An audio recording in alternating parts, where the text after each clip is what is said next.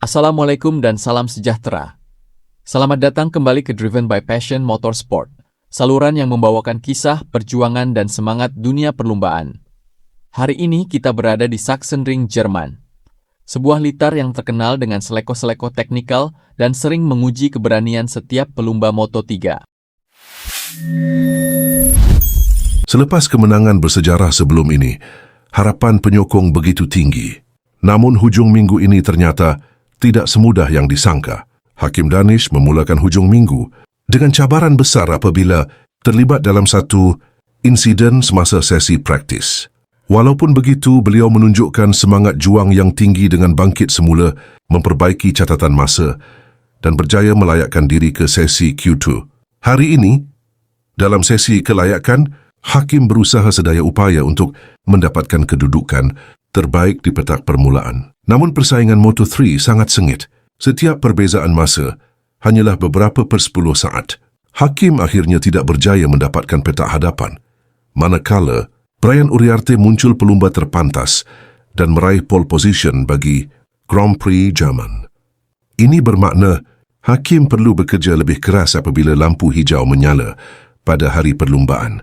Walaupun keputusan kelayakan bukan seperti yang diharapkan, peluang Hakim masih terbuka luas. Moto3 terkenal dengan perlumbaan berkumpulan. Kedudukan di grid memang penting, tetapi ia bukan penentu mutlak.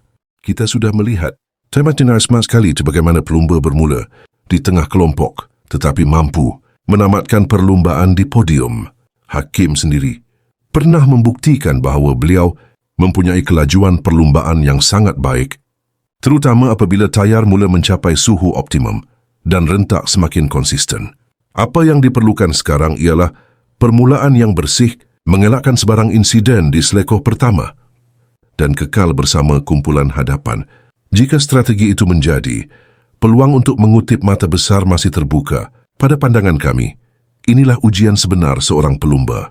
Bukan ketika berada di hadapan, tetapi ketika berdepan tekanan, bangkit daripada kesilapan dan terus percaya kepada kemampuan sendiri. Hakim Danish telah membawa nama Malaysia ke pentas dunia. Beliau masih muda, masih belajar dan terus berkembang dalam setiap perlumbaan. Sokongan daripada rakyat Malaysia amat penting untuk memberi semangat kepadanya menghadapi cabaran ini. Esok adalah hari penentuan. Adakah Hakim Danish mampu melakukan kebangkitan sekali lagi di Sachsenring? Atau adakah kita bakal menyaksikan satu lagi aksi luar biasa daripada bintang muda Malaysia ini? Kita doakan semoga segala urusan dipermudahkan, diberi keselamatan sepanjang perlumbaan dan dia berjaya membawa pulang keputusan yang membanggakan negara. Saya akan membawakan ulasan penuh sebaik sahaja perlumbaan tamat. Sama Driven by Passion Motorsport. Driven by Passion, Racing with Pride. Jangan lupa like, subscribe dan aktifkan loceng supaya anda tidak terlepas liputan terkini dunia. Formula 1, MotoGP, Moto3 dan Moto4